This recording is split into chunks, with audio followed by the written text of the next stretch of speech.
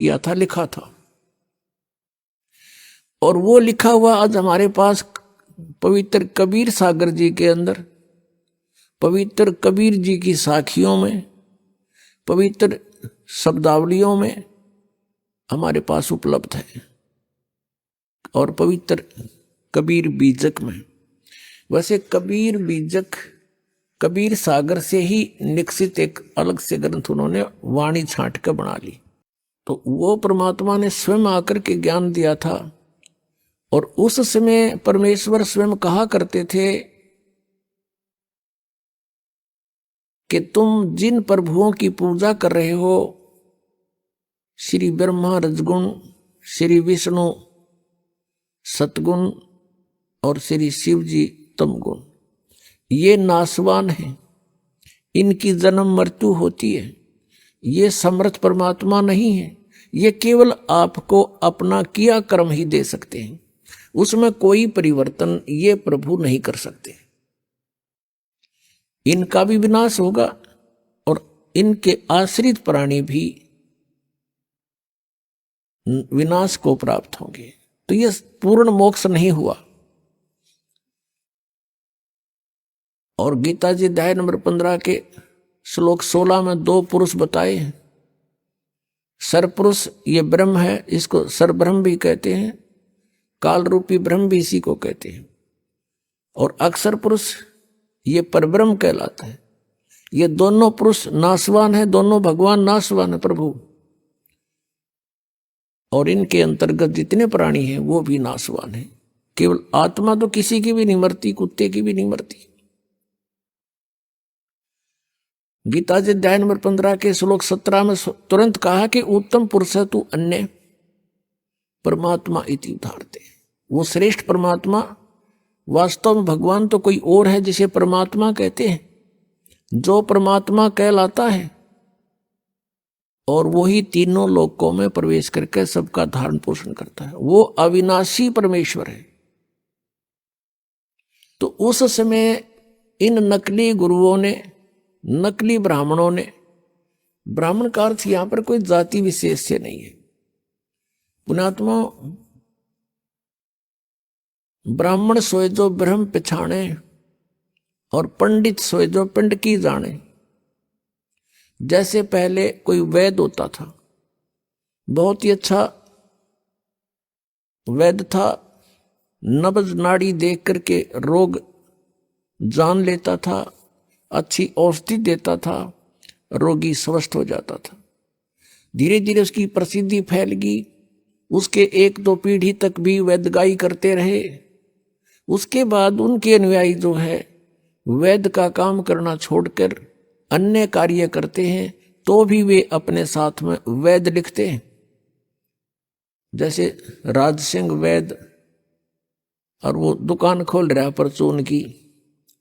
धर्म सिंह वैद्य welding set ले रहा है और वो भी वैद्य लिख रहा है। एक टायर पंचर लगा रहा है, वो भी लिख रहा है कृपाराम वैद्य।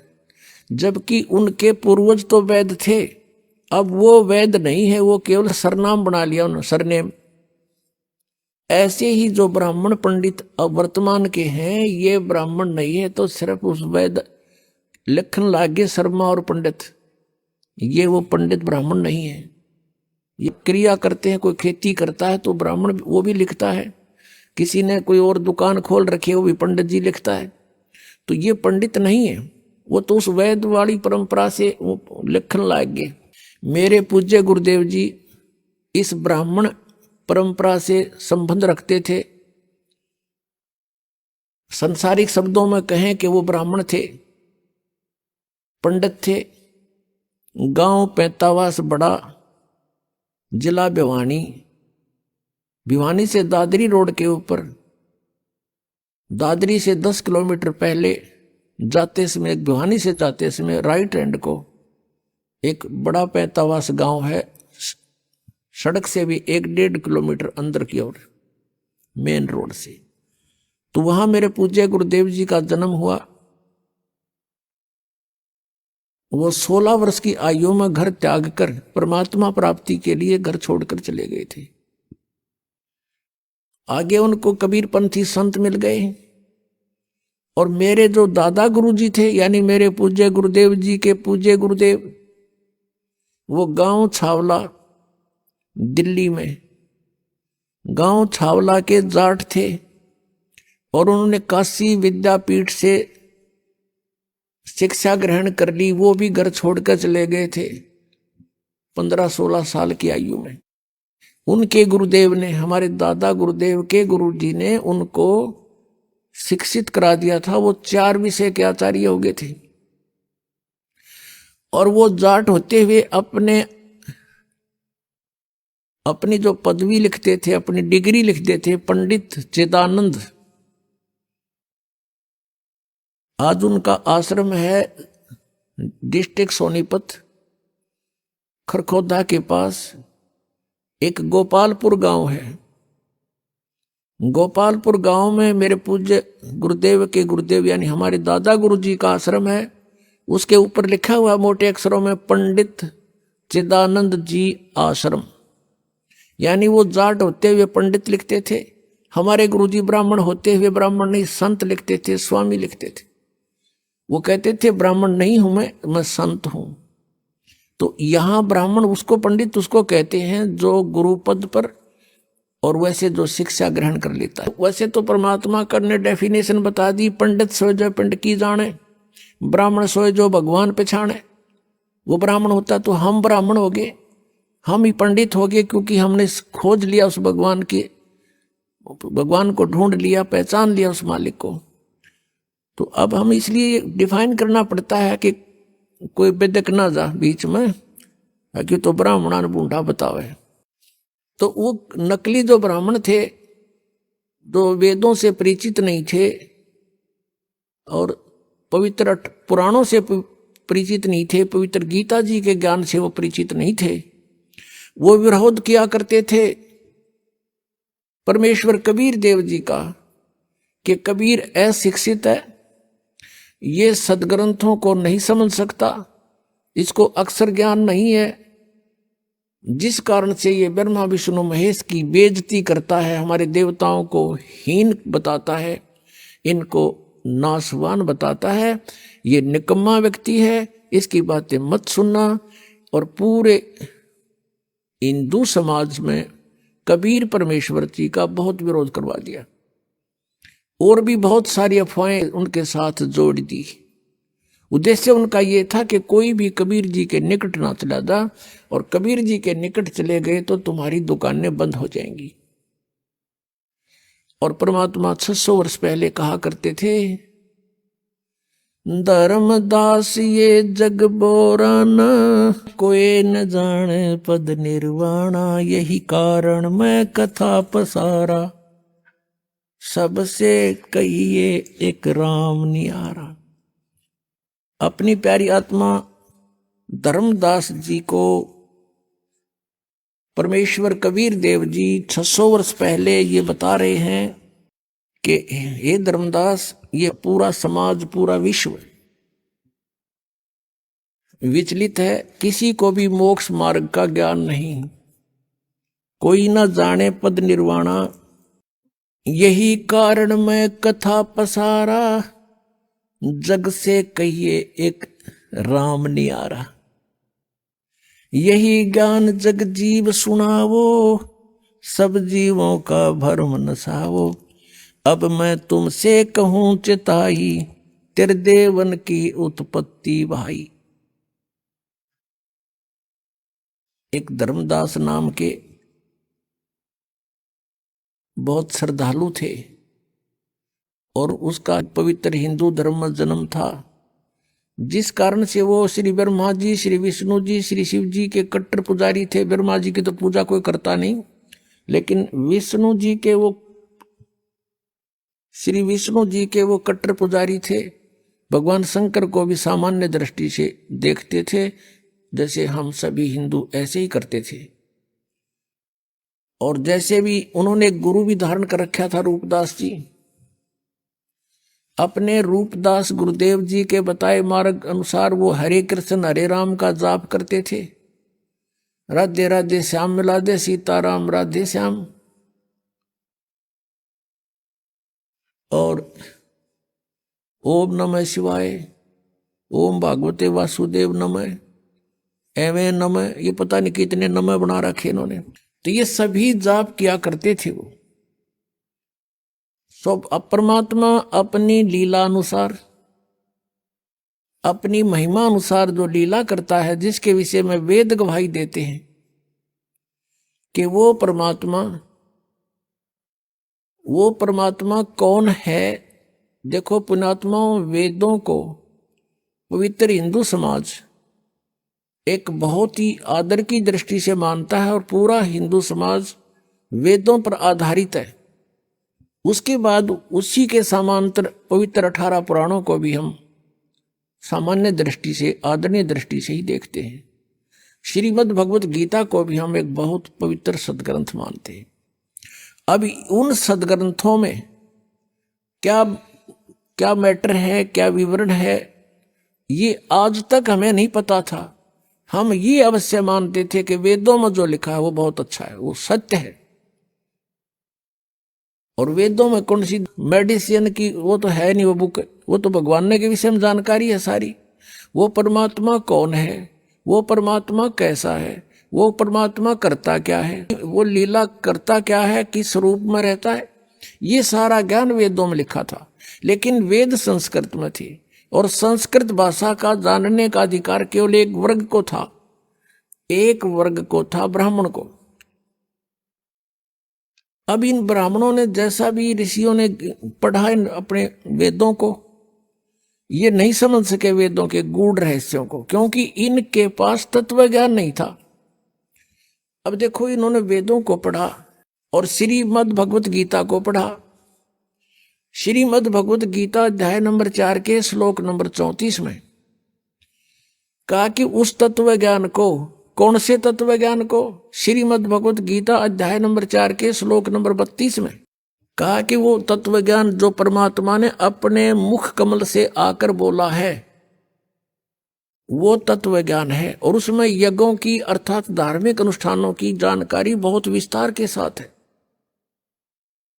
और उसके जानने के बाद फिर तू सर्व प्रकार से कर्मों से मुक्त हो जाएगा, वो है तत्व ज्ञान। तो चौथे अध्याय के 34वें श्लोक में कहा कि उस तत्व ज्ञान को तू तत्वदर्शी संतों के पास जाकर समझ, उनको दंडवत प्रणाम करने से, कपट छोड़कर विनम्र भाव से याचना करने से, प्रार्थना करने से वो तत्वदर्शी संत तुझे परमात्म तत्व का ज्ञान कराएंगे। तो इससे सिद्ध हो गया कि गीता ज्ञान दाता ये कह रहा है कि मैं उस तत्व ज्ञान से अपरिचित हूं। नहीं तो एक 18 अध्याय लिखे, 19वां और लिख दो यूं तत्व ज्ञान भाई, उसको पता ही नहीं था इसके बारे में। ऐसे चारों वेदों का सारांश है पवित्र श्रीमद् भगवद गीता, पवित्र चारों वेदों का। यजुर्वेद अध्याय नंबर 40 के मंत्र नंबर 10 से लेकर 13 तक 2 बार गवाही दी है कि कोई तो परमात्मा को असंभवात माने जो जन्म नहीं लेता, यानी निराकार है, और कोई उसको कहते हैं संभवात, जैसे राम और कृष्ण रूप में जन्म लेकर प्रकट होता है, वो साकार है। कहते हैं भगवान साकार है या निराकार है, इसकी जानकारी भी तत्वदर्शी संत बताएंगे, उनसे सुनो, वो सही सही बताते हैं। तो इससे सिद्ध हो गया कि वेद ज्ञान भी कंप्लीट नहीं है। इसलिए वेदों में लास्ट में लिखा है नेति नेति।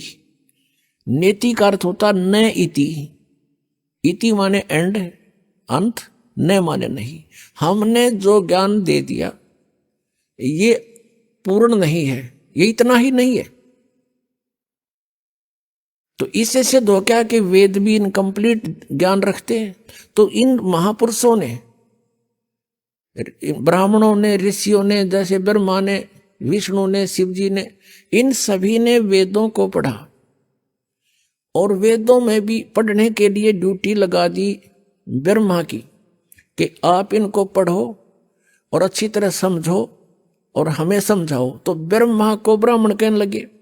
ब्रह्मा के वंशज जितने थे, ब्रह्मा जी ने उन ऋषियों को भी अपनी तरफ से जैसा भी उन्होंने वेदों को समझा वो ज्ञान बता दिया, तो उसके वंशज सारे ब्राह्मण कहलाने लगे। तो ब्रह्मा जी ने जो विष्णु और शिव जी को ज्ञान दिया, उन्होंने फाइनल मान लिया कि जो इन्होंने ठीक पढ़ा है वेदों को, ऐसा ही होगा। यही परंपरा फिर आगे चलते हुए आ गई। इन वेदों को पढ़ने का केवल अधिकार ब्राह्मणों को रह गया। संस्कृत भाषा को यही जानते थे, अन्य नहीं जानते थे। अभी कुछ समय पहले भी अपने भारतवर्ष में संस्कृत पढ़ने का अधिकार केवल ब्राह्मणों को था। कोई भी व्यक्ति संस्कृत नहीं पढ़ सकता था। भारतवर्ष में एक काशी विद्यापीठ रही है, काशी में, उसमें केवल ब्राह्मणों के ही बच्चों को पढ़ाया जाता था। और एक यहां कड़ौली गांव है खरखोदा के पास, कड़ौली जिला सोनीपत में। कड़ौली गांव का एक निश्चल नाम का बच्चा था। उसके मन में प्रेरणा हुई कि मैं संस्कृत भाषा को जानूं और फिर सदग्रंथों को समझूं और फ्री ऑफ कॉस्ट सबको बताऊं। ये ब्राह्मण वर्ग ने तो केवल इसको अपनी रोजी रोटी तक सीमित कर दिया। इस उद्देश्य से उस किसान के जाट के पुत्र ने एक झूठा सर्टिफिकेट बनवा लिया नंबरदार तय कि ये निश्चल दास ब्राह्मण वर्ग कुल से संबंध रखता है, इस गांव का रहने वाला है। और वो बनवा कर चला गया, काशी विद्यापीठ में प्रवेश पा लिया। वहां उसने विद्या ग्रहण की और पूरी यूनिवर्सिटी में 1 नंबर पावे, फर्स्ट स्टैंड करे, अपनी शिक्षा पूर्ण कर ली। जब वो चलने लगा तो उस काशी विद्यापीठ के प्राचार्य की एक कन्या विवाह के योग्य होगी थी। अब वो लोग जैसे आजकल विद्या केवल रोजी रोटी के लिए ही उद्देश्य बनाकर ग्रहण की जाती है। जैसे कोई डॉक्टर की लाइन में जाता है रोटी रोजी के लिए, इंजीनियर की लाइन में जाता है रोजी रोटी के लिए, अध्यापक लाइन की कोई कोर्स करता है रोजी रोटी के लिए। तो उसी तरह विद्या का उस समय प्रयोग करते थे ब्राह्मण वर्ग कि ये अच्छा विद्वान बच्चा है और खूब धन कमाओगा, बढ़िया बोलना आता है, संस्कृत बहुत अच्छी बोलता है, और घने लोगों ने मूर्ख बना के खूब धन कमाओगा, तेरी बेटी सुखी रहेगी।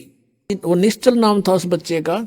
उसने कहा कि प्रिंसिपल जी अब मुझे आशीर्वाद दो, आपका बच्चा अपने क्षेत्र में सफल हो। तो उसने कहा बेटा क्या तू मुझे गुरु दीक्षिणा नहीं देगा? उसने प्रिंसिपल ने कहा, मुख्य प्राचार्य ने। निश्चल ने कहा जी गुरुदेव हम आपको क्या दे सकते हैं और जो आपकी आज्ञा हो बोलो। कहने लगा भाई वचनबद्ध हो जा, कदे फिर जा। वचनबद्ध हो गया जी कि मैं अपनी कन्या का विवाह तेरे साथ करना चाहता हूं, मना मत करना। अब यहां फंस गया धर्म संकट में कि कल न पता लगेगा घर के कूटेंगे और सारा समाज विरोध करेगा, ये ब्राह्मण वर्ग विरोधी हो जाएंगे। तो उसने साची बतानी पड़गी कि प्रिंसिपल जी मेरी बात सुनो। उसने सारा कहानी बता दी कि मैं किसान का पुत्र हूं, जाट का, मैं ब्राह्मण नहीं हूं और मैंने ये झूठा सर्टिफिकेट बनवाना इसलिए जरूरी समझा कि मैं संस्कृत पढ़ना चाहूं था और इन सदग्रंथों के गूढ़ रहस्यों को समझ के वेदों को जनता में फ्री ऑफ कॉस्ट सेवा करना चाहता हूं। मैं शादी भी नहीं कराना चाहता था, मैं फ्री ऑफ कॉस्ट सेवा करूंगा, मैं इस उद्देश्य से यह शिक्षा ग्रहण करने आया हूं, मैं ब्राह्मण नहीं। फिर वो प्रिंसिपल लाल पीला हो गया, उसने बहुत खरी खोटी सुनाई और श्राप दे दिया और वचन ले लिया कि वचनबद्ध हो कि संस्कृत भाषा में ना तो कोई प्रवचन करेगा और ना ही कोई लेखन कार्य करेगा। उसने कहा ठीक है गुरुजी जैसे आप कहोगे। अब उसके बाद निश्चल दास जी ने दादू पंथ में जाकर के दीक्षा ग्रहण कर ली। आदरणीय दादू साहब जी को परमेश्वर कबीर देव जी आकर मिले थे, पूर्ण परमात्मा। 7 वर्ष के दादू जी थे तब परमात्मा को मिले थे। उनसे भगवान के बारे में चर्चा की, बड़े इंटरेस्ट दिखाया। वो पुण्यात्मा थी, पिछले संस्कार थे। तो दादू साहब जी एकदम प्रभावित हो गए और चरण पकड़ लिए, प्रभु आपकी बातों में बड़ा आनंद आ रहा है, मुझे भगवान दिखाओ। सतलोक में लेकर गए, उनकी आत्मा को बेहोश हो गया, चेत हो गया, उनका शरीर नहीं रहा, आत्मा नहीं थी उसमें, शरीर जीवित रखा लेकिन जैसे कोमा में होता ऐसे कर दिया। घर वालों को पता लगा, जंगल में बाहर बच्चा था, उठा लाए, घर पे रखा, 3 दिन तक नाड़ी पकड़ देखते रहे, नाड़ी चल रही है, बच्चा अचेत है। तीसरे दिन 3 दिन 3 रात ऐसे ही रहा, फिर परमात्मा ने सब ऊपर के ब्रह्मांड दिखा कर वापस छोड़ दिया। तब दादू साहेब जी खड़े हुए, देखा तो ऊपर जो देखा था सारा कुछ, परमात्मा ने जो उसमें ज्ञान फीड कर दिया था, परमात्मा की महिमा उसने बोलनी शुरू कर दी थी। उसके बाद उनका बहुत बड़ा पंथ बन गया था। उस समुदाय में उस निश्चल दास ने दीक्षा ली फिर, और फिर एक अपनी, जैसा भी उन्होंने वेदों को तो पढ़ा अवश्य, लेकिन लिखा नहीं संस्कृत में, उसने फिर संत भाषा में, जैसे संतों की भाषा 2 है, शब्दावली होती है, ऐसे उसने एक निश्चल ग्रंथ बनाया। और उस निश्चल ग्रंथ में भी वो सारांश नहीं था उसके पास। या उद्देश्य कहने का दास का ये है, मैंने खूब पढ़ा, उनका अध्ययन किया 61 के सदग्रंथ। उसके उस निश्चल ग्रंथ में भी कुछ भी ज्ञान नहीं वेदों और गीता का। जैसे आम ब्राह्मण वर्ग हुआ बाई बकते हैं, ऐसा उसने बक रखा था। क्योंकि संस्कृत के पढ़ने से, चाहे जाट पढ़ो चाहे ब्राह्मण पढ़ो, वो सदग्रंथों से कुछ भी ग्रहण नहीं कर सकते जब तक हम इस सृष्टि रचना से परिचित नहीं होंगे। क्योंकि वेदों में कंप्लीट ज्ञान नहीं है, श्रीमद् भगवत गीता में भी कंप्लीट ज्ञान नहीं है। अब हम उसी प्रसंग पर आते हैं। तो उसमें ये एक विशेष वो था कि इन ऋषियों ने, ब्राह्मणों ने ब्रह्मा जी से जैसा ज्ञान ग्रहण किया था, उसी के आधार से वक्ता बनकर 18 पुराण बना दिए। यो 18 पुराणों का एक ही ज्ञान है। फिर कुछ तो ब्रह्मा से ग्रहण किया हुआ ज्ञान, कुछ अपना अनुभव, किसी से इधर उधर से सुना सुनाया, उसका अलग से एक राइटर ने, वक्ता ने अपना अपना ज्ञान वो बना दिया, पुराण बना दी। इन सब का केवल राइटर जो है, वक्ता कोई और है पुराणों का, राइटर केवल वेद व्यास है। राइटर तो पवित्र 4 वेदों का भी वेद व्यास है, लेकिन Ved Vyas is not writer of वेद। एक तो लेखक होता है, वो आप बना के लिखे, वो केवल एक कॉपी करता, समझ लो एक कॉपी की है वेदों की। लेकिन वेदों का वक्ता पूर्ण परमात्मा है। उसने अपने बच्चों तक ये ज्ञान पहुंचाने के लिए इन 5 वेदों को इस ब्रह्म के अंतःकरण में फीड कर दिया था, सरपुरुष के काल के। और फिर उसका समय निर्धारित कर दिया था अपने विधान से। उसके बाद अपने आप इसके श्वासों से वो बाहर आए थे। इस काल भगवान के श्वासों से ये 5 वेद अपने आप बाहर आए थे। जैसे माता को गर्भ रहता है, 9 महीने के बाद बच्चा ऑटोमेटिकली बाहर आ जाता है, ऐसे परमात्मा ने वेदों का बीज इसके अंतःकरण में डाल दिया था काल के में, और फिर अपने आप ये 500 बाहर आ गए थे। जैसे आज कंप्यूटर में आप देखते हो, इस वेबसाइट में कितना ही मैटर फीड कर दो और कितना निकाल लो, मिनट में निकला होगा। तो ऐसे ही वो मैटर मालिक ने दिया था। तो इसने 5वां वेद तो नष्ट कर दिया ब्रह्म ने। जब देखा इसमें तो सारा कुछ मेरी पोल पाड़ रखी है, और 4 वेद रख लिए। तो इन 4 वेदों में इनकम्प्लीट नॉलेज है। ब्रह्म तक की साधना का तो ज्ञान है और पूर्ण परमात्मा की महिमा है, लेकिन पूर्ण परमात्मा के पाने की वे ऑफ वर्शिप पवित्र 4 वेदों में, पवित्र श्रीमद् भगवद गीता में नहीं है। कोड वर्डों में है, सांकेतिक शब्दों में। तो क्या था, अब इन ऋषियों ने जैसा भी वेदों को समझा, लेकिन उन्होंने क्या समझा कि ब्रह्म को कंप्लीट गॉड मान लिया, पूर्ण परमात्मा, और इसका ओम मंत्र ये सबसे उत्तम मंत्र मान लिया। ओम मंत्र का जाप किया, ब्रह्म प्राप्ति का उद्देश्य रखा, और इन्होंने जो भी साधनाएं की, हठ योग किया, मेडिटेशन किया। लेकिन वेदों में हठ योग नहीं है। पुण्यात्माओं, आप बालक नहीं है, आज कलयुग में जन्मा और इस समय में मनुष्य बहुत बुद्धि रखता है। कंप्यूटर बना लिए, इंटरनेट सेट कर दिए, वेबसाइट बना ली। अब भगवान की तरफ थोड़ी सी इस बुद्धि को लगाना पड़ेगा अपना। ये इंटरनेट गणे दिन के नहीं है। अगर 2 वर्ष वर्षा ना हुए, ये जहाज भी खड़े खड़े जरे उन प्लेटफार्मों पे, और ये कंप्यूटर भी बाहर करोड़ियां बगेरने पड़े, ये कोई नहीं पढ़ नहीं आ पावे, ऐसा बुरा हाल हो जा। तो परमात्मा इज सुप्रीम पावर, परमात्मा ही सर्व सुखदाई है। उसको पाकर हम ऐसे स्थान पर चले जाएंगे जहां हमने इन सुविधाओं की, जो यहां हम कोशिश कर रहे हैं तगड़मबाजी करके प्राप्त करने की, वहां हमें ऑटोमेटिक मिलेंगी। और हम वहीं रहा करते थे। हम अपनी गलती से वो यहां आगे उसका दंड भोग रहे हैं। हम एक एक पैसे के भिखारी हो गए, एक एक दाने का हम भिखारी बन गए। और वहां हमारे सामने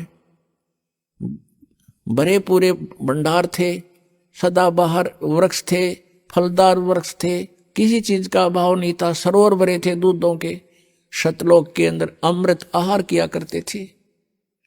हम उस भरी थाली का ठोकर मारे, उसके प्रतिफल में आज हम सारा जीवन लगे रहते हैं इस एक पेट के लिए, शरीर के लिए। यही पूरा नहीं होता और मर ही जाते।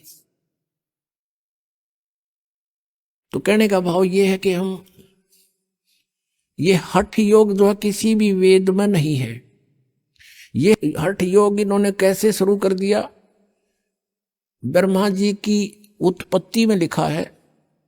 ब्रह्मा जी बताता है कि मैं जब होश में आया, युवा था और कमल के फूल पर बैठा था, मुझे नहीं मालूम मेरा उत्पत्ति करता कौन है। और फिर वहां से आकाशवाणी हुई कि तप करो तप करो। 1000 वर्ष तक ब्रह्मा ने तप किया। फिर कहा सृष्टि करो। तपो तपो कर वाक्य सुनाया, लोक रचो बल मेरी माया। सूक्ष्म वेद में कह ब्रह्मा को काल ने कह दिया तपो तपो कर वाक्य सुनाया। अब ब्रह्मा जी को जो आकाशवाणी सुनाई दी, इस काल ने बोल दी। ये गुप्त रहता है, ऊपर छुपा हुआ रहता अपनी माया से। आकाशवाणी से सुना दिया कि तप करो तप करो। तो इसने नोट कर लिया कि भगवान का आदेश है तप करो। इसने हठ योग करा 1000 वर्ष तक। उसके बाद जब ये तीनों बच्चे युवा हो गए, यानी ब्रह्मा, विष्णु और शिव जी की उत्पत्ति काल ने की थी। अभी बताएंगे डिटेल से। अब थोड़ा हिंट दे रहे हैं किस कारण से ये ज्ञान को नहीं समझ सके। उसके बाद इन्होंने बाद में सागर मंथन किया और इस काल ने ये चारों वेद ब्रह्म ने समुद्र के अंदर छुपा दिए। ये एक बहुत सुंदर एक ऐसे पेपर पर लिखे हुए थे, बहुत ही अच्छे पेपर पर, जिस पर पानी का भी असर नहीं होता, जैसे आजकल प्लास्टिक के ये प्रिंट चल रहे हैं इस तरह के। बहुत सुंदर उस पर लिखा था। वो चारों वेदों को प्राप्त किया, ब्रह्मा को दे दिए गए कि आप देखो इनको। अब ब्रह्मा ने उन चारों वेदों को पढ़ा, उसमें ओम नाम था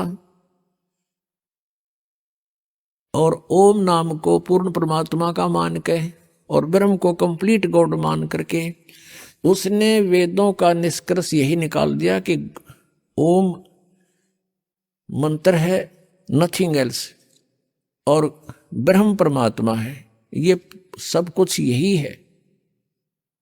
अब वहां ब्रह्मा की बुद्धि सिलप करगी। यजुर्वेद के 40वें अध्याय के 10वें और 11वें 12वें 13वें 4 श्लोकों में एक निर्णायक ज्ञान दिया है कि कोई तो परमात्मा को असंभवात यानी जन्म नहीं लेता, उत्पन्न ही नहीं होता, वो निराकार कहता है, और कोई उसको संभवात माने उत्पन्न होने वाला मानता है। साकार है वो या निराकार, इसकी जानकारी तत्वदर्शी संत बताएगा, उससे पूछो, उनसे सुनो। फिर बताया है कि जिसको अक्षर ज्ञान हो गया उसको विद्वान कह देते हैं, जिसको अविद्या है तो उसको अविद्वान कहते हैं, जिसके पास अक्षर ज्ञान नहीं है कहते हैं विद्वान। और अविद्वान की डेफिनेशन भी वो तत्वदर्शी संत बताएगा, उससे सुनो। तो ये दास बताएगा आपको विद्वान कौन था, अविद्वान कौन थे। जो वेदों को जानते हैं वो विद्वान हैं, जो वेदों का ज्ञान नहीं जानते संस्कृत भाषा से विद्वान नहीं बन जाते। जो आज संस्कृत जानता है उसको इंग्लिश नहीं आती तो वहां इंग्लिश में अविद्वान है वो। तो एक भाषा का मास्टर होने से विद्वान नहीं बन जाता। विद्वान वही कहलाता है जिसको अध्यात्म ज्ञान है, जिनको परमात्मा की जानकारी होगी और उसके पाने की विधि का पता लगे। तो पुण्यात्मा, जिस कारण से अब ब्रह्मा जी ने यही ज्ञान उनको दे दिया, अपने अनुयायियों को, वंशजों को, तो उन्होंने ओम का जाप किया, हठ योग किया, समाधिस्थ होने की चेष्टाएं की। अब इसने कैसा कमाल कर रखा काल भगवान ने। ऋषियों ने साधना करनी चाहिए हठ योग करके, तो समाधिस्थ होने की चेष्टा की। समाधि दशा में ये काल भगवान क्या करता है, कैसी लीला करता है। किसी को तो ब्रह्मा के रूप में दर्शन दे देता है। तो वो ऋषि कहता है कि ये ब्रह्मा जी जो साकार वहां उनके सामने रहते थे, कि ये ब्रह्मा जी सुप्रीम पावर हैं, ये पूर्ण परमात्मा हैं, मैंने इनके दर्शन समाधि दशा में हुए हैं। और भी दो चारों को ऐसा ही आभास हो गया, दिखाई देंगे वह। तो उन्होंने भी डंडोरा पीट दिया कि ब्रह्मा जी सृष्टि के रचयिता हैं, ये प्रजापिता हैं, ये सर्वशक्तिमान है, ये है। इस बात का भ्रम हो गया ब्रह्मा जी के कि मैं ही सृष्टि रचने वाला हूं। फिर कुछ एक ऋषियों को ने जब साधना की, उनको दर्शन दे दिए समाधि दशा में, समाधि में विष्णु जी के रूप में। उन्होंने डंडोरा पीट दिया कि ये विष्णु जी, सतगुण विष्णु जी, ये पूर्ण परमात्मा हैं, ये छुपाए बैठे अपने आप को। और सैकड़ों की संख्या में उन्होंने उनका डंडोरा पीट दिया। तो विष्णु जी को भ्रम हो गया कि आई एम गॉड। और कुछ एक को उन्होंने शंकर जी के रूप में दर्शन दे दिए। तो उन्होंने ये सारा डिक्लेयर कर दिया कि शंकर भगवान इज कंप्लीट गॉड। समाधि में मैंने भगवान शंकर के दर्शन किए। तो इन तीनों को अपने अपने आप में ये भ्रम हो गया कि हम भगवान हैं। और इसी बात पर ब्रह्मा जी और विष्णु जी का युद्ध हो गया। ब्रह्मा जी कहता मैं तेरा बाप, मैं सारी सृष्टि का रचयिता हूं। विष्णु जी कहता मैं तेरा बाप, तू मेरी नाभि कमल से निकला है। इस बात पर इनका युद्ध हुआ। फिर बीच बचाव करने के लिए ये स्वयं काल आ गया अपने पुत्र शिव का रूप धारण करके। शिव पुराण के अंदर इसका बहुत बड़ा विस्तार से वर्णन है। फिर इन दोनों से कहा कि पुत्रों, तुमने अपने आप में अपने आप को भगवान मान लिया, ये तुमने अच्छा नहीं किया। यू आर नॉट गॉड, तुम ईश नहीं हो। ब्रह्मा और विष्णु को कहता है कि तुम भगवान नहीं हो। पुण्यात्मा, 600 वर्ष पहले परमात्मा कहा करते थे, तीन देव की जो करते भक्ति, इनकी कदे न होवे मुक्ति। तो 600 वर्ष पहले ये कहना कि ब्रह्मा विष्णु महेश की जो भक्ति करते हैं इनकी मुक्ति कभी नहीं हो सकी, तो पिटन के काम तो थे। क्योंकि इन्होंने तो सब भ्रमित कर रखा था कि सुप्रीम पावर है, ये जरो अमर है, सर्वेश्वर है, महेश्वर है, इनकी जन्म मृत्यु नहीं होती। और आज परमात्मा की वो वाणी साची हुई, धर्मदास ये जग बोरा ना कोई न जाने पद निर्वाण। निर्वाण पद मोक्ष मार्ग, यही कारण मैं कथा पसारा, जग से कहिए एक राम निहारा। यही कथा जग जीव सुनावो, सब जीवों का भरम नसाओ। अब मैं तुमसे कहूं चिताई, तेरे देवन की उत्पत्ति बाई। ज्ञानी सुने सो हृदय लगाई, मूर्ख सुने तो समझ में न आई। मां अष्टंगी पिता निरंजन, ये जम दारुण वंशन अंजन। धर्मराय की ने भोग विलासा, माया को रही तब आशा। तीन पुत्र अष्टंगी जाए, ब्रह्मा विष्णु शिव नाम धराए। तीनों गुण का ये विस्तारा, धर्मदास मैं कहूं पुकारा। गुण तीनों की भक्ति में ये भरम पड़ो संसार, कह कबीर निज नाम बिना तुम कैसे उतरो पार। तीन देव की जो करते भक्ति, इनकी कदे ना होवे मुक्ति। 600 वर्ष पहले कहा था भगवान ने कि इन ब्रह्मा विष्णु महेश के माता पिता बताऊं धर्मदास कौन है? इनके माता पिता हैं यो ज्योत स्वरूप निरंजन काल तो इनका पिता है, और दुर्गा अष्टंगी इनकी माता है। रजगुण ब्रह्मा है, सतगुण विष्णु, तम गुण शिव जी। और इन तीनों देवों की जो भक्ति करता है उनकी मुक्ति नहीं हो सकती, ये नासवान है। तो इस बात का विरोध हुआ था 600 वर्ष पहले परमात्मा का बहुत जबरदस्त। परमात्मा के ऊपर कबीर देव जी के ऊपर कैर तुड़वा दिए थे नकली गुरुओं ने, मंडलेश्वरों ने, कि ये झूठा है, कपटी है, ऐसा वेदों और सदग्रंथों में कहीं नहीं लिखा। और परमात्मा कहा करते थे हम ही अलखला हैं, और कुतुब गोस और पीर, गरीबदास खालिक धनी हमरा नाम कबीर। इस बात से और चढ़ गए कि तो एक दुल्हा अपने आप को भगवान कहता है। देखो कितना मूर्ख है, भगवान तो निराकार है, ये है। जैसा भी उन्होंने ये हुआबाई का ज्ञान ग्रहण कर रखा था, इससे भगवान का विरोध स्वयं भी किया, जनता को भी शत्रु बना दिया, ताकि ये काल का जाल था कि कोई पहचान ना ले भगवान को और सच्चाई का इनको पता ना लग जाए।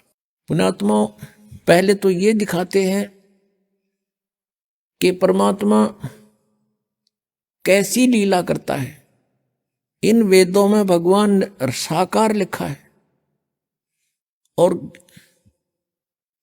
अपनी माता दुर्गा से ब्रह्मा जी प्रसन्न करता है कि माता जी परमात्मा को निराकार बताते हैं, और वेदों में कुछ साकार लिखा है। यानी हमारा जो अनुभव है वो वेदों के विपरीत है, उसमें बहुत अंतर है। अब आप बताइए हमें, वो ब्रह्म आप ही हो या कोई और है? तो दुर्गा कहती है कि मुझ में और उस ब्रह्म में कोई अंतर नहीं है, और तुम्हारे ऊपर कोई आपत्ति आ जा तो हम दोनों का स्मरण करना, तुम्हारे सब कार्य सिद्ध हो जाएंगे। तो इससे सिद्ध है कि ये विचलित किए हुए हैं, सच्चाई से अपरिचित रखा इन अपने पुत्रों को भी, तो उन्हीं से ग्रहण, इन ऋषियों ने ज्ञान ग्रहण कर लिया, ये भ्रमित ज्ञान। अब वेदों में क्या बताया हमने, देखो परमात्मा को पहचानने के लिए कोई आधार बनाना पड़ता है। अब जैसे ये राधा स्वामी पंथ वाले हैं, ये कैसे भ्रमित कर रखा है इस समाज को। ये भोली आत्मा श्रद्धालु कहते हैं हमारे गुरुजी तो ये कहते हैं हम तो सीधा त्रिकुटी से शुरू करते हैं भक्ति का मार्ग, और हमने वेदों की आवश्यकता नहीं, क्योंकि वेद भी तो किसी ने लिखे हैं,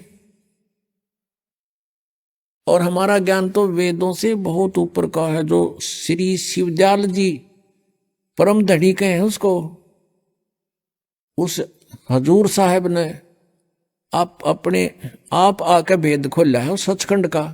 उसने कह का भी नहीं बता। उस शिवदयाल जी ने राधा स्वामी के, जिसने जो राधा स्वामी पंथ का प्रवर्तक जाना जाता है, उस शिवदयाल जी, उसको कह का नहीं पता सतलोक और सचखंड के बारे में। पुण्यात्मा इस दास के साथ ये संघर्ष हो रहा है, मैं कहूं साची, और श्रद्धालुओं ने ज्ञान कति उल्टा ग्रहण कर रखा है, वो मानव विरोध इस बात का। मेरा कोई शौक नहीं है किसी की निंदा करना। अगर तुम इसको निंदा मानते हो सच्चाई को कहने को, लेकिन सच्चाई कहना निंदा नहीं, एक परोपकार होता है, और इस परोपकार में चाहे कितना भी कष्ट उठाना पड़े वो भी हमने सहन करना चाहिए, ताकि आने वाले समय में पूरा विश्व की भलाई हो जाएगी, इससे पूरे विश्व की।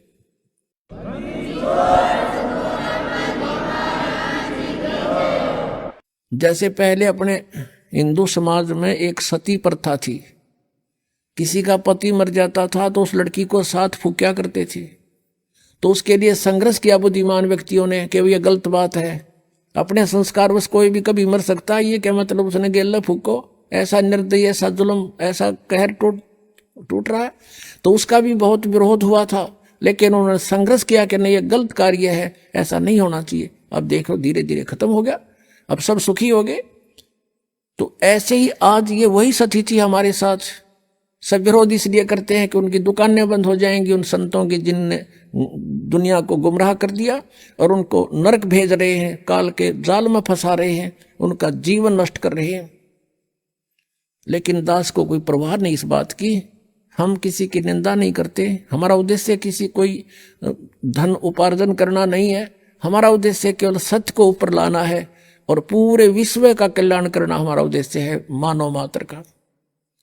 और इससे जब दया भाव उत्पन्न होगी तो सब जीवों के प्रति अपने आप दया आ जाएगी। ना को मांस खावे, ना शराब पीवेगा, ना अन्य बकवादा करेगा, केवल भगवान भजेगा, सिंपल वैसे रहा करेंगे। एकदम सतयुग जैसा माहौल फिर से आएगा, देख लेना। ये माया की दौड़ की हवस खत्म हो जाएगी। ये बिल्कुल शांत हो जाएगा प्राणी कि किसके लिए डलेड हो रहा है। अरबपति, खरबपति, पृथ्वीपति यहीं छोड़कर चले गए, भूत बने फिर रहे। तो हम सबसे पहले आपको वेदों से परिचित कराते हैं कि वो परमात्मा, उस परमेश्वर के बारे में वेद क्या बताते हैं। अगर वेदों में लिखा तो फाइनल है। और जो ये कहते हैं हम वेदों को नहीं मानते, फिर उनको मनाएंगे संत भाषा से, क्योंकि एक सूक्ष्म वेद और है जिसको वो सत्य मानते हैं। कबीर जी की वाणी को, आदरणीय परमेश्वर परम पूज्य कबीर जी की वाणी को, आदरणीय नानक साहब जी की वाणी को भी सत्य मानते हैं। उन महापुरुषों ने परमात्मा को पाया है, कबीर जी को, उनकी वाणी में बिल्कुल सही लिखा है, लेकिन उन्हें अर्थ उल्टे कर रखे हैं। जैसे वेदों के अर्थ उल्टे कर दिए, गीता जी के वो अर्थ उल्टे कर दिए, ऐसे ये भ्रमित है। उसको हमने सेट करना है। अब वेद क्या बताते हैं उस प्रभु के बारे में, आपको दिखाते हैं। ऋग्वेद, वो परमात्मा कौन है, वो कैसी लीला करता है, देखिएगा। ऋग्वेद प्रकाशक है सार्वदेशिक आर्य प्रतिनिधि सभा, महर्षि दयानंद भवन, रामलीला मैदान, नई दिल्ली से। और यहां देखिएगा मुद्रक है Prince of set printers, 1510 Pataudi house, Daryaganj, नई दिल्ली से। इसमें आपको दिखाते हैं ऋग्वेद मंडल नंबर 9 और सूक्त नंबर 86, इसका मंत्र 26 में है। यज्ञ करने वाले यजमानों के लिए परमात्मा, इसका अर्थ है यज्ञ माने धार्मिक अनुष्ठान करने वाले यजमानों माने भक्तों के लिए परमात्मा, यानी जो धार्मिक अनुष्ठान करते हैं उनके लिए परमात्मा सब रास्तों को सुगम करता हुआ, उनके विघ्नों को यानी उनके संकटों को नष्ट कर देता है, मर्दन करता है, और उनको पवित्र करता हुआ अपने रूप को सरल करता हुआ। भगवान साकार हुआ, अपने रूप को सरल करता हुआ, वह कांतिमान परमात्मा। अभी इन्होंने ये लिख दिया, कबीर का अर्थ सर्वज्ञ कर दिया है। ये देखो, ये ऊपर है कबीर अतो, हम इसको कबीर बोलते हैं, कबीर कबीर। इन्होंने इसको यहां ऐसा लिख दिया, अपसर्ग लगा दिए। अब भी हम इसको कबीर बोल रहे या कवि ही कहें, जैसे पुनर्जन्म पुनः कहो, पुनर्कहो, पुनर्जन्म कहो, कबीर। इन्होंने इसका अर्थ सर्वज्ञ कर दिया। ये लिखना था वो कबीर देव, कबीर परमेश्वर। जैसे यजुर्वेद के विषय में आपको दिखाते हैं, जैसे यजुर्वेद है, यजुर्वेद, और उसके यजु लिख के अपसर्ग लगा दें, और कहीं उसकी महिमा का वर्णन हो किसी मंत्र में, और वहां यजु का अर्थ यजुर्वेद करना चाहिए, वो सही है। उसका अर्थ कर दे यजु का, कि यजु माने पूज्य, पूजनीय, पूज्य, पूजा की रसाएं का समूह। तो हमने उस यजुर्वेद को कैसे ढूंढेंगे फिर? अब देखना इसका प्रमाण इन वेदों के ठेकेदारों की ही रचना में दिखाते हैं। ये यजुर्वेद है, और इसके महर्षि दयानंद सरस्वती इसके अनुवादक हैं। अभी दिखाते हैं। प्रकाशक हैं सार्वदेशिक आर्य प्रतिनिधि सभा 2/5 महर्षि दानंद भवन रामलीला मैदान नई दिल्ली से ये प्रकाशित है।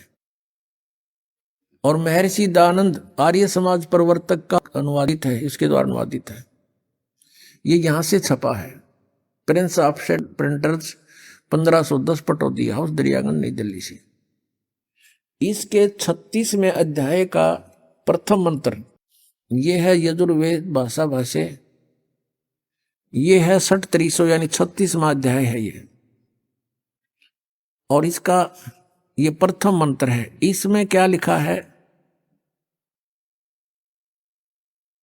रेचम वाचम परपदे मनो यजु परपदे, ये यजु शब्द है, इसका 2 अपसर्ग लगा रखे हैं।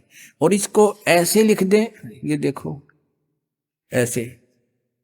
अब इसको चलो यहां दिखाते, इसका अनुवाद जो किया है इन्होंने, ये यजु का इन्होंने यहां अनुवाद किया है। अनुवाद में इन्होंने बिल्कुल सही लिखा है, यजु का अर्थ लिख दिया यजुर्वेद, ये बिल्कुल सही कर दिया। अगर यहां यजुर्वेद ना लिख के और ये लिख दें कि यजु यानी पूजा की ऋचाएं, क्योंकि यजु शब्द जो है ये पूजा से संबंधित है, तो उसका किसी भी शब्द का कोई अर्थ तो होता ही है। तो यहां अगर यजुर्वेद ना लिखते तो इस यजुर्वेद को कैसे पहचानेंगे, किसकी महिमा है। इन्होंने ठीक ऐसा वहां करना चाहिए था जहां नहीं किया। अब हम फिर आते हैं उस ऋग्वेद पर, जहां पर इन्होंने कबीर का अर्थ कवि कर दिया, सर्वज्ञ कर दिया। प्रथम तो कोई भी कवि सर्वज्ञ नहीं हो सकता। कवि का अर्थ काव्यकार तो लिख सकते थे तो कोई दिक्कत ना थी, लेकिन हम फिर भी पहचान लेते सच्चाई को। इन्होंने कविकार सर्वज्ञ करके ये बिल्कुल गलती कर दी। कोई भी कवि सर्वज्ञ नहीं होता। यहां अर्थ लिखना था वो कबीर देव है, वो परमात्मा जिसके विषय में ये गुणगान किए जा रहे हैं, वेद जिसकी महिमा बता रहे हैं, वो कबीर देव, कबीर साहब, कबीर प्रभु है। देव कहो, भगवान कहो, परमेश्वर कहो। अब देखिएगा ये वही ऋग्वेद, हमने यजुर्वेद रख दिया है, ऋग्वेद फिर उठा लिया, वही जो पहले आपको दिखाया था। ये कहां से प्रकाशित है, ये वहीं से प्रकाशित है, सर्वदेशिक आर्य प्रतिनिधि सभा महर्षि दानंद भवन रामलीला मैदान नई दिल्ली से। अब इसके हम ऋग्वेद मंडल नंबर 9 सूक्त 86 का मंत्र 26 फिर पढ़ेंगे। 26 इसमें ये कबीर शब्द है, इसका इन्होंने यहां गड़बड़ कर दी। यज्ञ करने वाले यजमानों के लिए यानी भक्तों के लिए, जो धार्मिक अनुष्ठान करते हैं उन भक्तों के लिए यज्ञ माने धार्मिक अनुष्ठान। परमात्मा सब रास्तों को सुगम करता हुआ उनके विघ्नों को मर्दन करता है, उनके विघ्न उनके संकटों का नाश करता है और उनको पवित्र करता है, यानी सब बुराइयों से हटा देता है और अपने रूप को सरल करता है। तेज पुंज अन्य दे धर के, हल्के तेज पुंज का शरीर बनाकर परमात्मा वो कांति में, यहां लिखना था वो कबीर देव, ये कबीर देव लिखना था। कबीर देव, कबीर साहब, कबीर भगवान विद्युत के समान क्रीड़ा करता हुआ और वर्णीय पुरुष को यानी अच्छी आत्मा को प्राप्त होता है, वहां से चलकर आता है। यहां देखना अब 27 मंत्र में ऋग्वेद मंडल नंबर 9 सूक्त 86 का मंत्र 27 पढ़ रहे हैं हम, 26 पढ़ लिया हमने ये इसका। अब इसमें क्या लिखा है कि जो परमात्मा प्रकाश पुंज परमात्मा को बुद्धि वृत्तियां विषय करती हैं, जो परमात्मा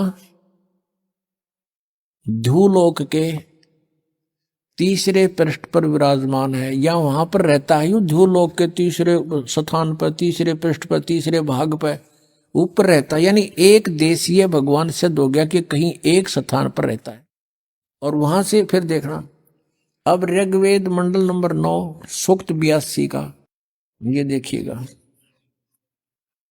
ऋग्वेद मंडल नंबर 9 सूक्त 82 और मंत्र नंबर 1 82 का ये मंत्र नंबर 1 है। सर्वो उत्पादक प्रभु, सबकी सृष्टि रचने वाला प्रभु यानी परमात्मा, प्रकाश रूप है, सद्गुणों की वृष्टि करने वाला है, पापों को हरण करने वाला है। वह है राजेव, राजा के समान। ओह, ये देखना 269 पर हम पढ़ रहे हैं, 269 पर। अब 270 पर हम आ गए। देखो ने सोचो और पृष्ठ दिखा दिया होगा। 270 पर हम आगे 270 पे। राजा के समान दर्शनीय है। यहां आपने देखा राजेव, राजा के समान, राजा के, और यहां लिखा है समान। दर्शनीय माने देखने जोगा है, दिखाई देता भगवान मनुष्य जैसा है, नर आकार है। आइए अब हम उन श्रद्धालुओं के अनुभव जानते हैं जो जगत गुरु तत्वदर्शी संत रामपाल जी महाराज जी से दीक्षा प्राप्त कर चुके हैं तथा उनके द्वारा बताए गए भक्ति मार्ग पर चल रहे हैं। सर नमस्कार। नमस्कार सर जी। सर क्या नाम है आपका? चंद्रभान वागदरे। सर कहाँ से आए हैं आप? ग्राम बारची, तहसील आमला, जिला बैतूल। सर संत रामपाल जी महाराज से नाम दीक्षा लेने से पहले आप क्या भक्ति साधना करते थे? संत रामपाल जी महाराज जी से नाम दीक्षा लेने के पहले यही देव देवता की अपने हिंदू धर्मों में जो प्रचलित पूजा है वही साधना है, हम पूजा करते थे। तो फिर आप संत रामपाल जी महाराज जी की शरण में क्यों आए? संत रामपाल जी परमात्मा स्वरूप ऐसे आए उनके शरण में कि मुझे शरीर में बहुत बड़ी बीमारी थी, पूरा मेरा दाहिना अंग खराब हो चुका था। आपने गायत्री परिवार से कितने साल तक नाम दीक्षा लेके भक्ति की? गायत्री परिवार से 1994 से लगा के 2013 तक के पूरे भक्ति की। आपने वहाँ कौन से गुरु से नाम दीक्षा ली थी? वहाँ पर गुरु गायत्री परिवार में मतलब वो श्री राम शर्मा जी के द्वारा ही मतलब वो वहाँ दिलवाया जाता है नामदान दीक्षा। सर गायत्री परिवार में आपको क्या भक्ति विधि बताई गई? कौन से मंत्र आपको भक्ति करने के लिए दिए गए? गायत्री मंत्र दिया जाता है वहाँ पर जाप करने के लिए। तो सर आपको जो गायत्री मंत्र दिया गया और आपकी जो इतनी पुरानी बीमारी थी, तो सर क्या उन मंत्रों के जाप से, उस भक्ति से क्या आपको कोई राहत मिली, कोई लाभ मिला? नहीं, उससे कोई लाभ नहीं मुझे। मैं 20 साल तक तो उनकी भक्ति करी वहाँ पर, तो उससे मुझे कोई लाभ नहीं मिला। सर क्या प्रॉब्लम थी आपको? मुझे दाहिना अंग पूरा खराब था और भूत प्रेतों की बीमारी थी। भूत प्रेत मतलब शैतान नींद में रात में आ जाना, बैठ जाना छाती पे। क्या आपको दिखाई देते थे भूत प्रेत? क्या बोलते थे वो? पूरी आकृति उनकी काली काली रहती थी, चेहरा तो एकदम से पहचान में नहीं आता था उनका, लेकिन वो दबा के एकदम से आवाज़ बंद कर देते थे। और उसी पेट में अपन जैसे अगर हाथ पैर हिलाओ और उनको देखो कि भाई भाग जा, कैसे भागे, ये कुछ समझ में नहीं आता था। तो गायत्री मंत्र का भी जाप करता था तो वो नहीं भाग पाते थे। बहुत टाइम तक इतने परेशान करते थे कि यानी बस सिर पर जान निकलने की रह जाती थी। उस पेट में ऐसे आधा एक घंटा तक के वो परेशान करने के बाद में फिर निकलते थे। तो वो जैसे अपने को जैसी चेतना वापस आई उस पीरियड में, तो शरीर का तो हलना डुलना बंद हो जाता था। हाथ पैर में हिलाने की भी सोचूं, उठाने की सोचूं या मैं उठने की सोचूं तो उठ नहीं पाता था, क्योंकि मतलब ऐसा लगता था कि जैसे गन्ने का जूस निकाल दिया जाता है, उस प्रकार से मेरे शरीर का पूरा जूस निकल जाता था वो शैतान भागने के बाद में। सर आपको ये जो भूत प्रेत की बाधा थी वो कितने साल से थी? ये भूत प्रेत की बात तो भगत जी परमात्मा जी के शरण में आने के पहले 20 साल से थी, मतलब पहले से। अभी तो परमात्मा जी के शरण 20 साल से ही आप गायत्री परिवार से जुड़े हुए थे? हाँ। कोई लाभ नहीं मिला? वहाँ से तो कोई लाभ ही, शैतान भूतों में तो कोई लाभ ही नहीं मिला। बीमारी वो शैतान भूत के कारण ही मतलब बनी रही मेरे शरीर में। क्या क्या बीमारियाँ थी आपको? पैरालाइसिस था मुझे, और उसमें टीबी भी पॉजिटिव आई है, मेरे पास में रिपोर्ट भी है, और लता मंगेशकर हॉस्पिटल की नागपुर की। और पाइल्स था, और मतलब पैर तक के पूरा ख़राब हो चुका था मेरा दाहिना अंग। मेरे चलना भी नहीं हो रहा था मुझसे। हड्डियों के अंदर की जो बता रहे थे डॉक्टर कि आपके हड्डियों के अंदर मतलब गलने के बाद में जो अंदर की जो नली होती है वो वहाँ तक की पूरा बोले गल गया, बोले पूरा मवाद भरा चुका है, बोले आपके नली में, बोले काटना पड़ेगा, बोल रहे थे पैर नागपुर में भगत जी।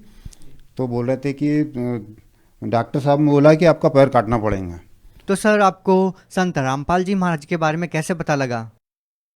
परमात्मा संत रामपाल जी महाराज जी के शरण में आने के पहले मुझे ज्ञान गंगा पुस्तक कुछ भक्तों द्वारा जैसे वो सेवा चलाई जाती है, घर घर में आती है, मोहल्लों पड़ोस में, हाट बाज़ारों में, शहरों में, हर जगह मतलब कहीं ना कहीं ज्ञान गंगा की सेवा जो चल रही है आज के समय में, तो उसमें मुझे ज्ञान गंगा मिली।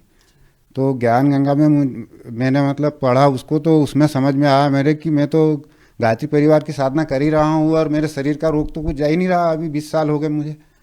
सर आपने संत रामपाल जी महाराज जी से नाम दीक्षा कब ली?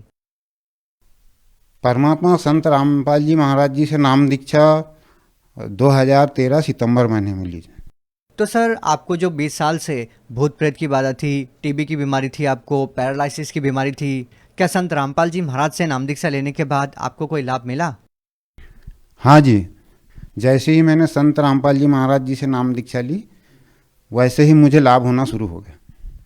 धीरे धीरे करके भगत जी सर जी मेरे जो दाहिने अंग का जो दर्द था वो भी कम हुआ और उसके साथों साथ में भंडारा वगैरह भी करने लग गया। मैं पहले तो खाना भी नहीं खाता था, मेरा वजन भी कम हो गया था और चक्कर आते थे, तो काम भी कुछ बनता नहीं था।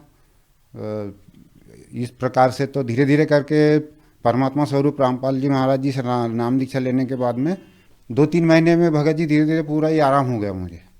जो मुझे टीबी की समस्या थी इससे भी पूरा आराम हुआ। अभी इसके बाद में जो अभी मैंने सन 2000 में अपना 2020 में करा है, रिपोर्ट है मेरे पास में, तो उसमें पूरा मुझे पूरा फायदा है, मुझे कोई बीमारी नहीं है अभी। तो सर आपको जो 20 साल से टीबी की बीमारी थी, पैरालिसिस की बीमारी थी, संत रामपाल जी महाराज जी से नाम दीक्षा लेने के बाद ठीक हो गई, तो हम आपसे ये जानना चाहेंगे कि क्या जो व्यक्ति आपकी तरह संत रामपाल जी महाराज से नाम दीक्षा लेंगे तो क्या उनको भी कोई लाभ मिलेगा? हाँ जी, परमात्मा स्वरूप संत रामपाल जी महाराज जी से जो नाम दीक्षा लेंगे तो उनको लाभ अवश्य मिलेगा, क्योंकि इसी भक्ति से पूर्ण परमात्मा मोक्ष मार्ग भी मिलेगा और जो भूत प्रेत की जो बाधाएं हैं वो इसी भक्ति से दूर होगी। और खास कारण बीमारी का भगत जी सर जी की वही है कि भूत प्रेत ही उस बीमारी को उत्पन्न करते हैं। भूत प्रेत से पहले आदमी परेशान होता है, उसके बाद में फिर उसको बीमारी पकड़ती है। तो भूत प्रेत जब परेशानी नहीं करेंगे तो परमात्मा के द्वारा नाम दीक्षा मंत्र से बहुत बढ़िया मुझे जैसा आराम हुआ, वैसे नियम में रह के अगर भक्ति करेंगे परमात्मा जी की, उनके बताए अनुसार नियम में रहेंगे तो ज़रूर फायदा होगा। सर आप भगत समाज को क्या संदेश देना चाहते हैं? सर जी मैं क्या दे सकता हूँ, संदेश नहीं, प्रार्थना कर सकता हूँ कि संत रामपाल जी महाराज जी के शरण में आए और अपने जो कष्ट है, जैसे मुझे थे, प्रेत बाधाएँ थी, प्रेत बाधा के कारण बीमारी भी बहुत सारी थी, पूरा अंग पूरा खराब हो चुका था मेरा। तो संत रामपाल जी महाराज जी से दीक्षा लेकर उनके बताए अनुसार नियम में रह के भक्ति करेंगे तो ज़रूर फायदा होगा। सर बहुत बहुत धन्यवाद।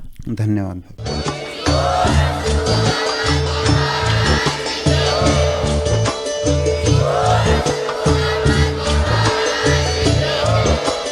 आप सुन रहे थे जगत गुरु तत्वदर्शी संत रामपाल जी महाराज जी के मंगल प्रवचन। अधिक जानकारी के लिए विजिट कीजिए हमारी वेबसाइट www.jagatgururampalji.org। संत रामपाल जी महाराज जी के शुभ आशीर्वाद से पूरे विश्व भर में 500 से भी ज्यादा नाम दीक्षा केंद्र हैं, जिन पर संत रामपाल जी महाराज जी द्वारा ऑनलाइन निशुल्क नाम दीक्षा दी जा रही है। अपने नजदीकी नाम दीक्षा केंद्र का पता करने के लिए संपर्क करें 8222880541।